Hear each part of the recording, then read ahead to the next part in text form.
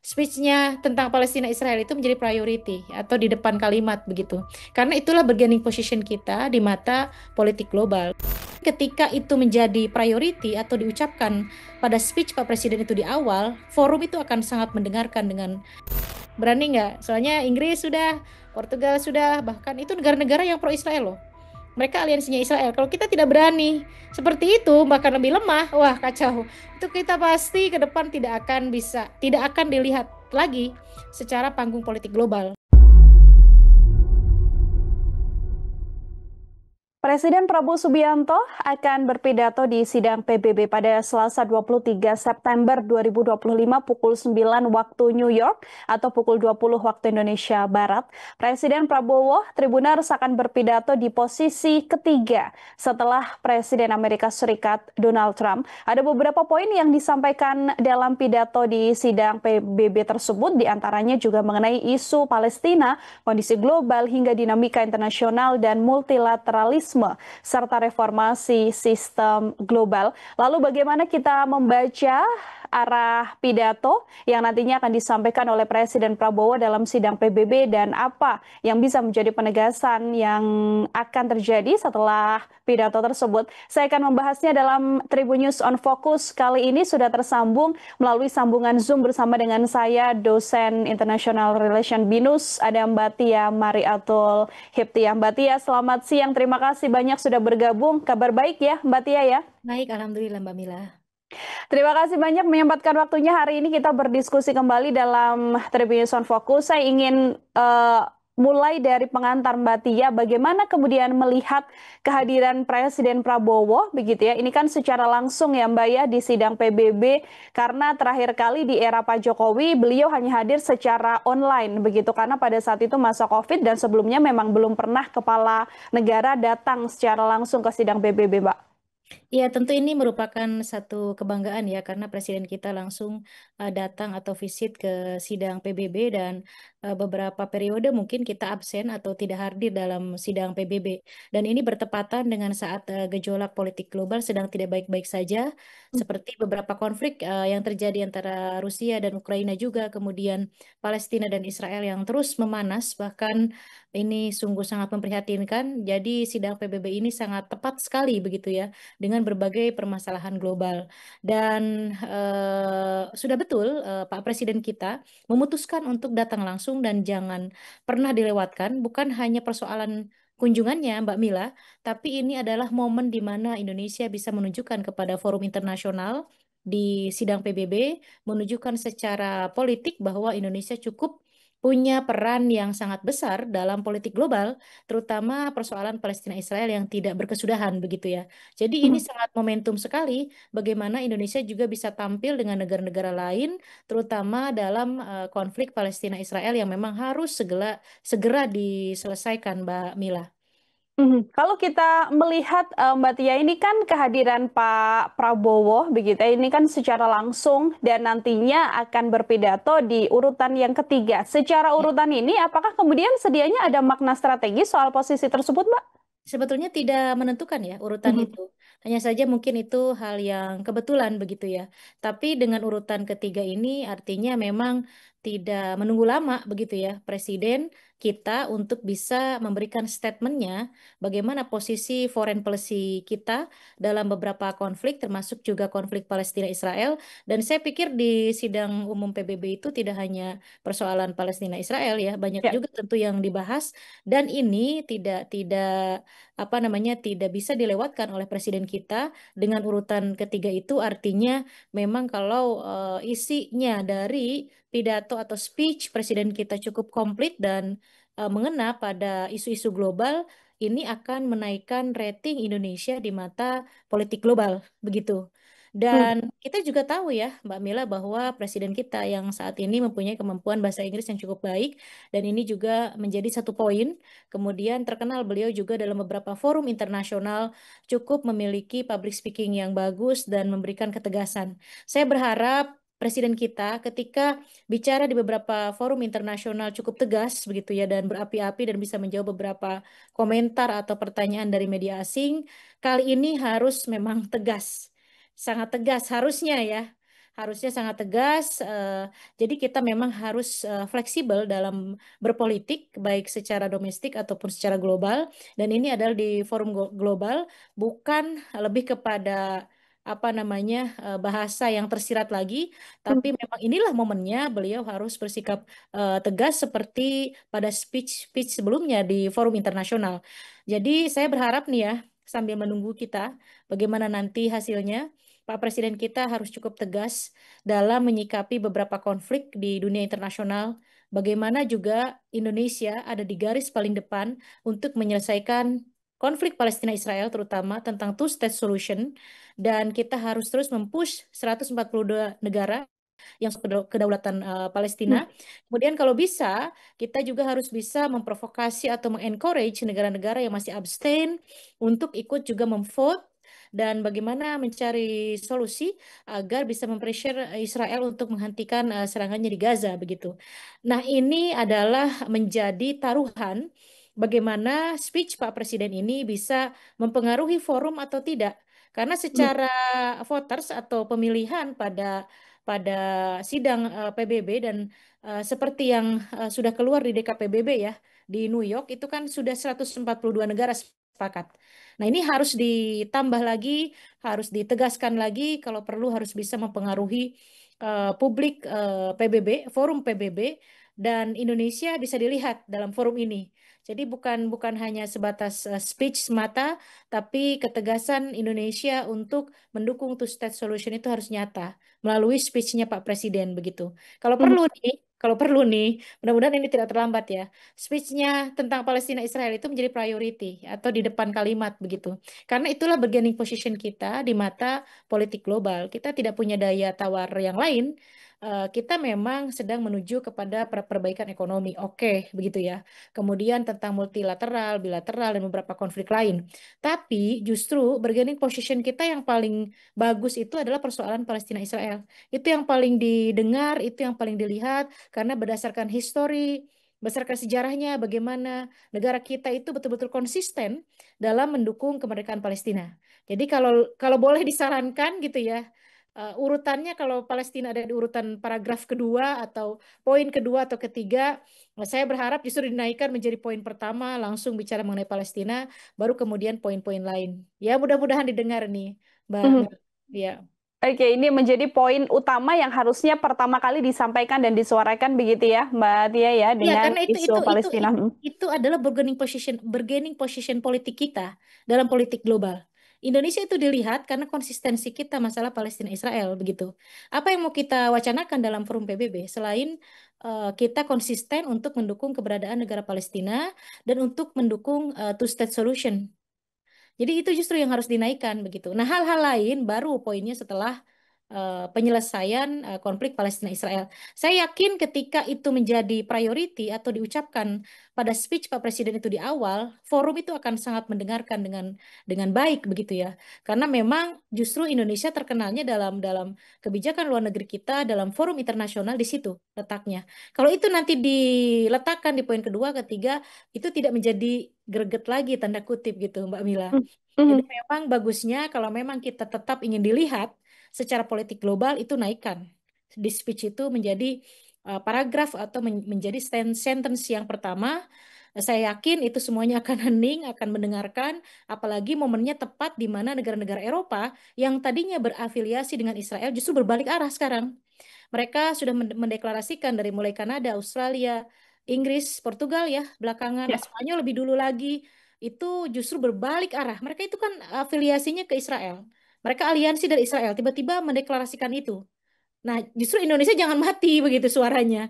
Jangan kelihatan menurun atau di bawah mereka begitu. Harusnya minimal bersamaan atau bahkan lebih tegas lagi di mereka sehingga mereka juga tidak mundur dan terus maju dengan ikut serta kita mendesak supaya segera dibentuk two-state solution dengan poin-poin yang disepakati oleh sidang umum PBB tersebut begitu. Hmm.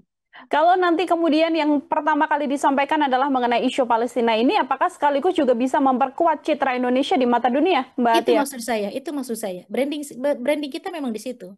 nation branding kita memang di situ dalam dalam hubungan international studies atau dalam IR studies itu dikenal dengan nation branding. Hmm, Dalam politik global juga di situ kita mainnya memang di situ. Jadi kalau tidak main di isu itu ya bukan Indonesia. Artinya kalau memang kita mau dilihat sekali lagi ya harus memprioritaskan isu Palestina Israel itu dalam speech Pak Presiden itu harus di urutan pertama. Baru nanti tentang ekonomi, tentang bilateral, tentang konflik lain, kemudian tentang bagaimana memperkuat satu sama lain dalam cooperations belakangan begitu dan bagaimana kita mencitrakan sebagai negara non-blok, justru kita mencitrakan sebagai negara non-blok untuk hmm, menyelesaikan konflik ini. Two-state solution itu adalah solusi paling konkret yang sekarang sudah dipahami, disadari oleh negara-negara Eropa, masa kita malah mundur gitu ya. Jadi negara-negara Eropa sekarang sudah sadar, sudah memahami, kemudian ingin mengakhiri konflik karena efeknya juga secara konflik regional itu akan berefek juga kepada ekonomi mereka begitu. hmm, Masa kita malah jadi istilahnya kalau bahasa Sundanya itu melempem gitu ya. Masa kita malah jadi berkurang begitu. Justru kita harus minimal sama seperti mereka saat ini dari negara-negara Eropa, juga termasuk Inggris begitu ya. Jangan sampai malah menjadi melemah begitu. Saya menunggu betul ya bagaimana biasanya Pak Presiden Prabowo sangat lantang dalam berpidato seperti yang sudah-sudah di beberapa forum internasional. Mudah-mudahan lebih lantang lagi tentang Palestina Israel sehingga bisa mensupport negara lain untuk konsisten, bahkan bertambah yang tadinya abstain juga ikut memvote untuk kedaulatan negara Palestina sehingga wacana two state solution ini bukan hanya sebatas wacana tapi direalisasikan begitu ya. Ini kan persoalannya hanya veto Amerika begitu. Nah, itu harus dicari solusinya. 142 negara itu kan negara-negara besar dan hmm, negara kuat begitu ya. Bagaimana bisa menyelesaikan atau menghadapi veto dari Amerika Serikat ini sehingga tidak lagi kembali konflik Palestina Israel ini penyelesaiannya kepada zero lagi, kepada nol lagi.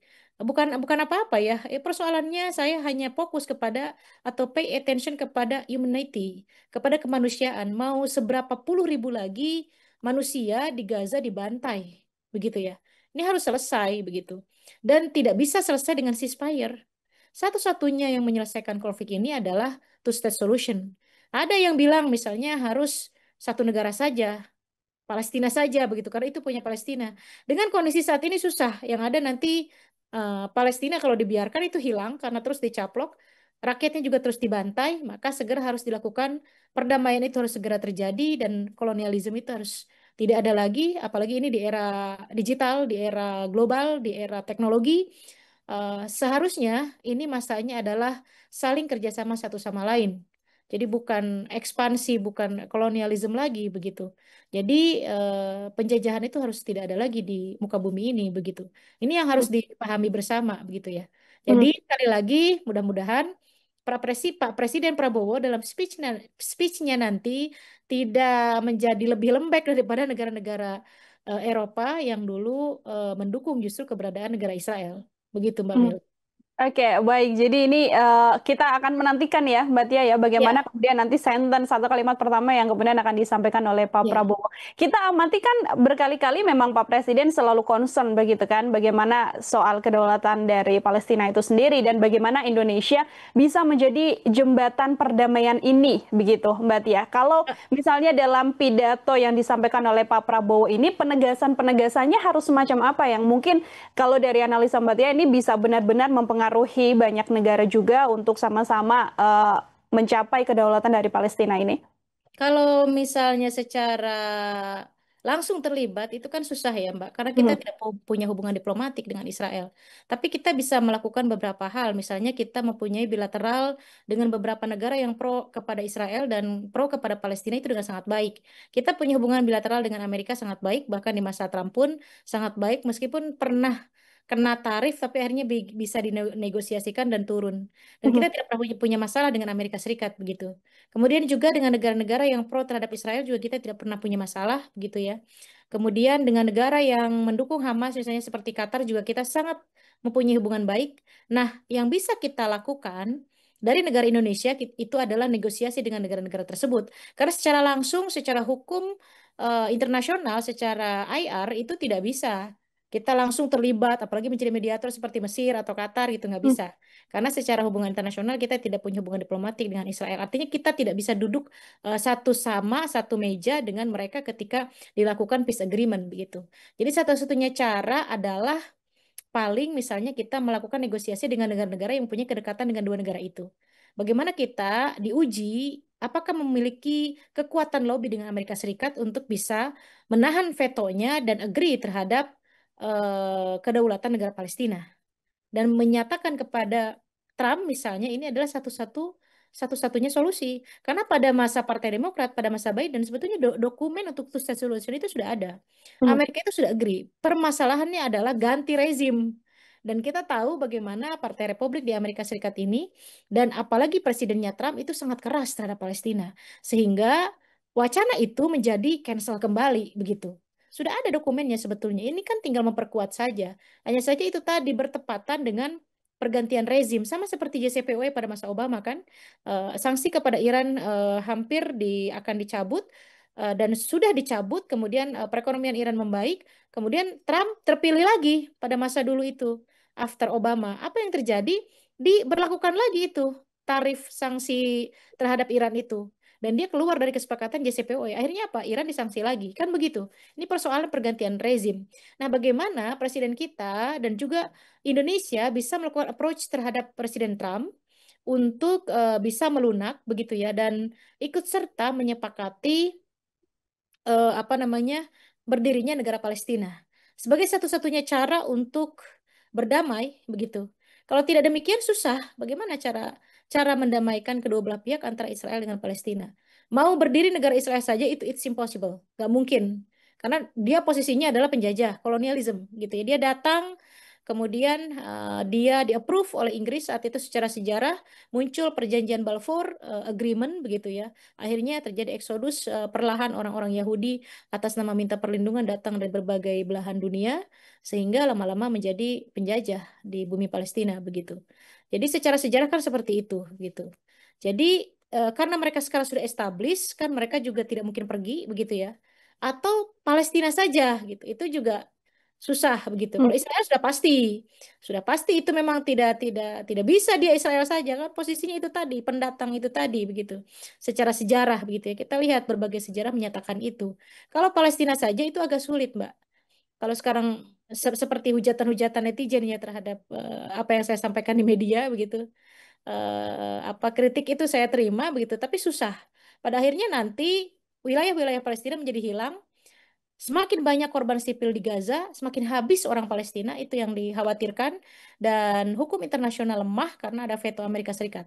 Jadi memang solusinya satu-satunya yang paling konkret dan realistis itu adalah two-state solution. Dua negara berdampingan secara damai dan si Netanyahu harus mau. Likud harus mau, partainya dia dan koalisinya dia harus mau. Karena tidak semua dalam partai di Knesset itu juga setuju dengan apa yang dilakukan oleh Netanyahu. Terbukti mulai saat ini, akhir-akhir ini banyak juga publik Israel di Tel Aviv yang melakukan demonstrasi.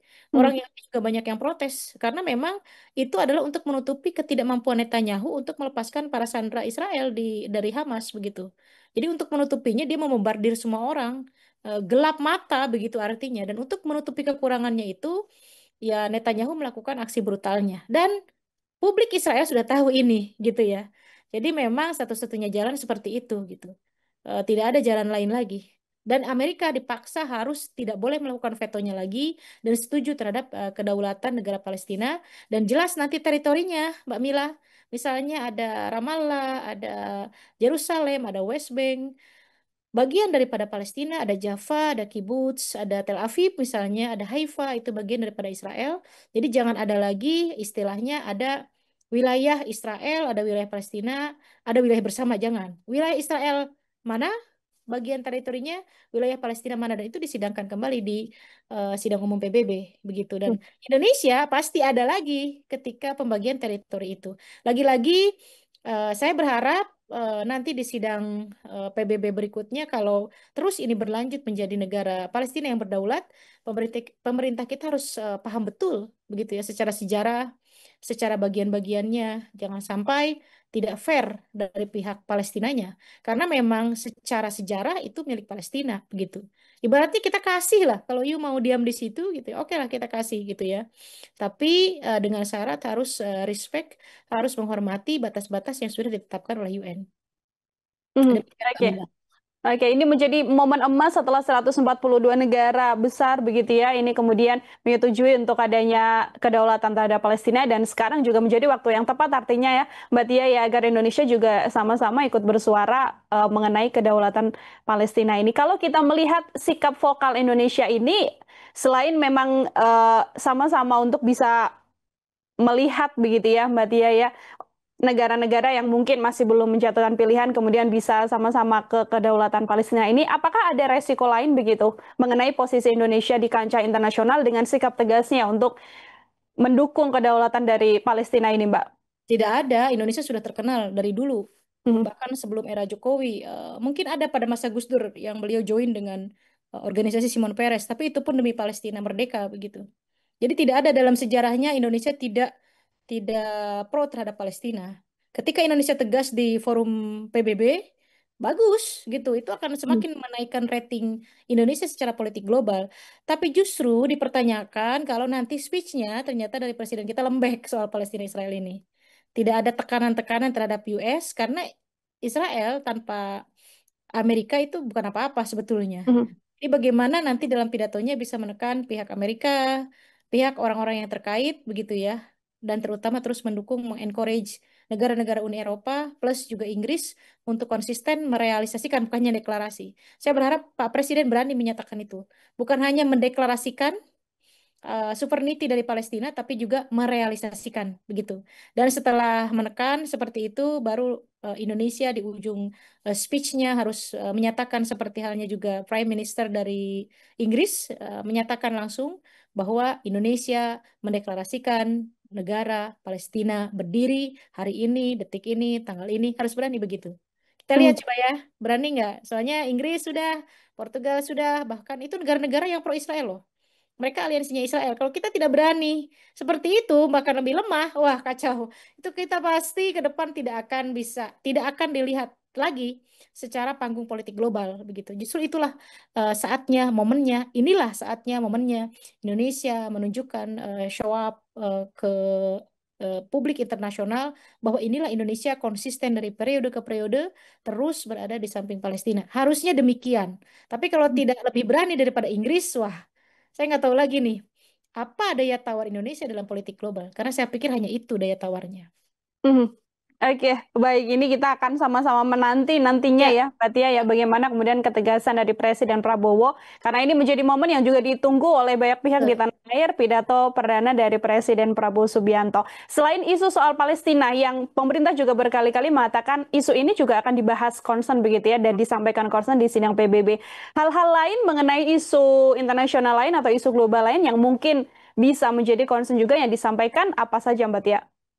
Dan saya pikir mungkin setelah isu ini akan lebih kepada kerjasama ekonomi bersama, Hmm, kemudian akan menunjukkan Indonesia secara negara non-blok karena memang kita belum lama join dengan Bridge. Itu juga ya. cukup mengagetkan ya karena dari periode ke periode pemerintah kita juga tidak berani ya join terhadap Bridge yang notabene di dalamnya kan ada Cina dan Rusia begitu dan itu sangat anti buat Amerika Serikat dan selama ini kita banyak cooperations atau kerjasama dengan Amerika Serikat dan selalu tunduk ya secara apa namanya kebijakan dan lain-lain terhadap perekonomian Amerika begitu.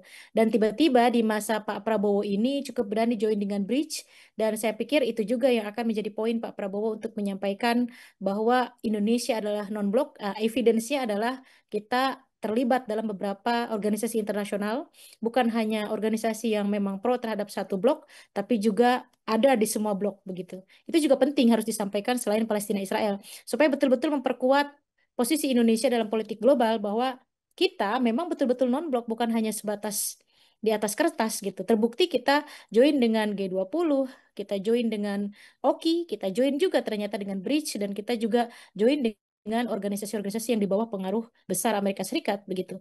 Ini cukup bagus begitu ya. Walaupun secara efeknya kita belum tahu nih. Karena Mhm. sejak join dengan bridge kan tiba-tiba tarif kita tinggi saat itu ya. Walaupun kita berhasil menegosiasikannya dengan pihak Amerika begitu. Tapi artinya ada tamparan juga dari pihak Amerika. Nah, bagaimana kita konsisten untuk menunjukkan bahwa kita adalah negara non-blok dengan join dengan beberapa organisasi yang tidak condong ke kiri atau ke kanan begitu. Itu Hmm. harus harus ditunjukkan juga. Sistem perekonomian global juga harus dimention oleh Pak Presiden Prabowo bahwa perekonomian itu adalah sistemnya adalah untuk kesejahteraan bersama, bukan hanya untuk salah satu negara kuat, negara mana saja begitu ya, tapi memang harus mutualism atau saling menguntungkan begitu. Itu juga Hmm. harus perlu di mention begitu. Oke, baik. Terakhir dari saya, Mbak Tia. Tadi Mbak Tia sempat menyinggung bagaimana kemudian harus ada efek yang kemudian bisa terjadi begitu ya setelah adanya pidato dari Presiden Prabowo sendiri. Ini harapan Mbak Tia kemudian efek-efeknya atau dampaknya yang kemudian bisa dirasakan ya baik itu di Indonesia maupun di kancah internasional dengan pidato Pak Prabowo ini seperti apa, Mbak? Di Indonesia simple, kita bangga, itu saja sih. Tapi kalau di politik global memang dari dulu kita bersuara secara langsung, secara direct pengaruh terhadap kemerdekaan Palestina berat ya. Karena Hmm. itu tadi kita memang tidak cukup signifikan karena banyak hal begitu ya. Jadi tapi tetap bukan berarti kita tidak berhenti bersuara, bukan berarti kita berhenti bersuara, tapi justru kita terus bersuara walaupun memang pengaruhnya tidak signifikan begitu. Tapi artinya kalau kita mulai sangat keras besok misalnya speech-nya itu kita akan tetap dilihat. Akan tetap sekali lagi saya bilang akan tetap dilihat. Tapi kalau kurang ya tones-nya daripada negara-negara lain yang sekarang sedang rame-rame mendeklarasikan keberadaan negara Palestina, kita akan tidak dilihat lagi gitu. Minimal kita tuh tetap konsisten, kita tetap keras soal sovereignty Palestina ini, jangan kurang speech kita itu, speech Pak Presiden itu. Tapi kalau agak sedikit lembek saja begitu ya, atau agak sedikit ada miss begitu ya dalam speech beliau, nah khawatirnya justru tidak akan dilihat lagi begitu. Walaupun memang secara pengaruh langsung tidak signifikan, Hmm. tapi penting sekali pidato ini berada di posisi mana kita berada ketika rame-rame sekarang negara-negara Barat mendeklarasikan negara Palestina gitu. Itu sangat penting buat kita gitu. Baik, terima kasih banyak Mbak Tia. Ini kita sama-sama menunggu nanti ya Ya, bagaimana ya, kemudian speech yang akan disampaikan oleh Pak Prabowo. Semoga sesuai juga dengan harapan kita semua dan ya. menjadi bergening juga dan juga asa bagi Pak Prabowo untuk sama-sama melihat posisi Indonesia agar tetap bisa terus dilihat di internasional seperti itu. Mbak Tia, terima kasih banyak sekali lagi untuk kesempatannya berdiskusi dalam Tribunnews Fokus kali ini. Semoga di lain kesempatan ada waktu kembali untuk berbincang. Selamat Baik. beraktivitas kembali. Selamat siang, Mbak Tia. Selamat siang. Ya, Tribuners, demikian obrolan saya bersama dengan Mbak Tia Mariatul Hiptia, dosen International Relation BINUS University. Zainila Irda pamit undur diri. Nantikan On Focus setiap hari pukul 8 malam. Sekarang waktunya saya untuk pamit. Terima kasih banyak dan sampai jumpa. Download Tribun X sekarang. Menghadirkan lokal menjadi Indonesia.